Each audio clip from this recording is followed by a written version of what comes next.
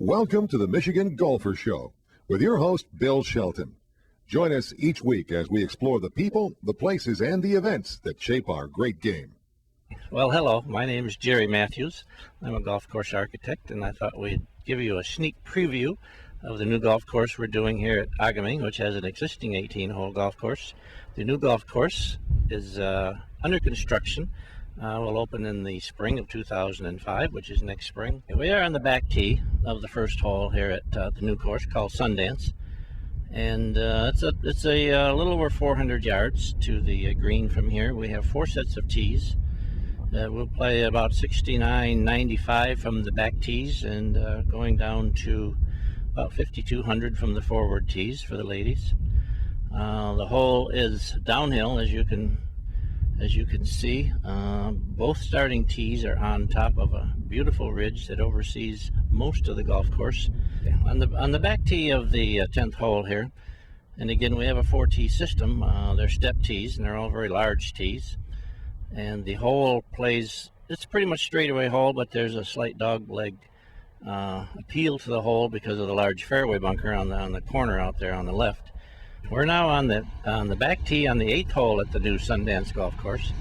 It's a par 3 of about 160 yards. This hole is located here because I'm a firm believer in utilizing what Mother Nature and or the landforms give you to work with.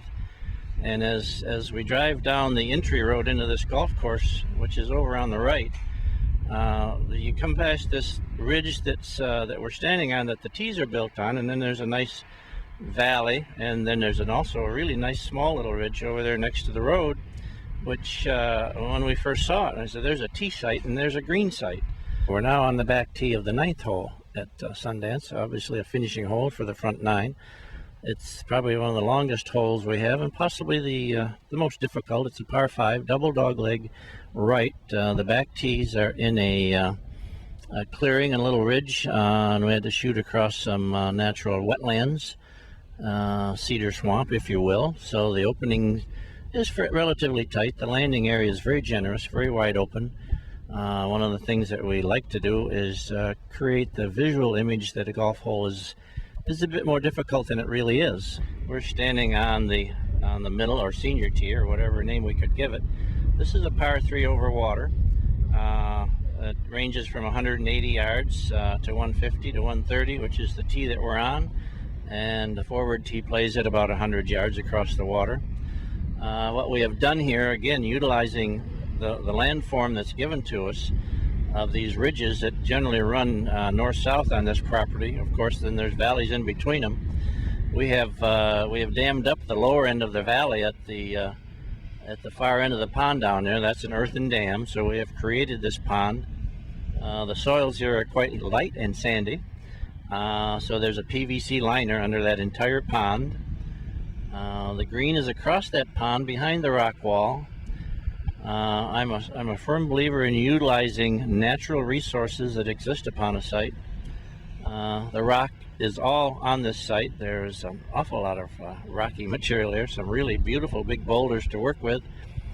Okay, we're standing on the top of a ridge that used to be a gravel excavation on the 13th hole, and over my left shoulder is the 13th green, and beyond that tree line is the tee end of the 14th hole, a par 5 that extends 520 some yards from out of the woods along the edge of the swamp there up onto a green that's just barely discernible as up near that sand showing up there, or to the left of those 3 little white pines we just put in. But this site to me always strikes me as having a certain vastness, a scope and a scale that I've not run into in my dealing with this state.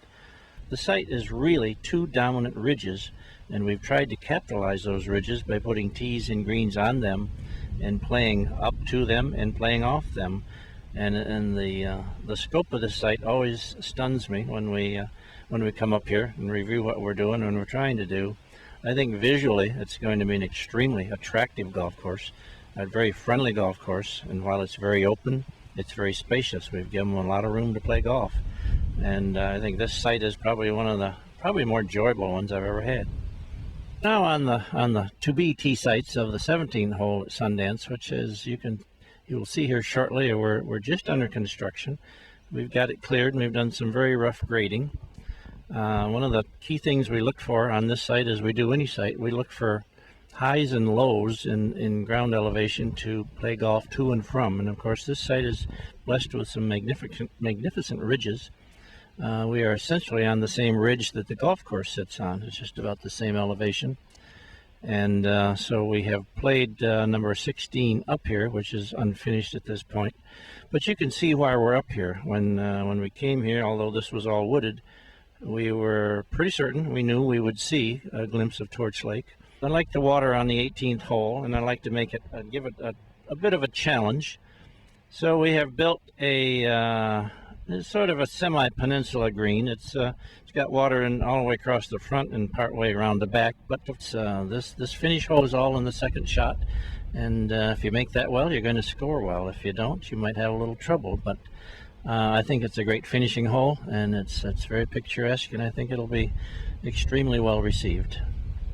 Okay, we're standing in the location of what will be the 18th tees at Sundance here. And I'd like to take this opportunity to introduce Steve St. James, who is the shaper. We'll explain that in a minute. But he's also the project manager of this golf course and has done an awful lot of work in doing all the paperwork, the early work, and overseeing the complete construction project, as well as doing all the bulldozer shaping of the greens, tees, ponds, berms, everything that we do here.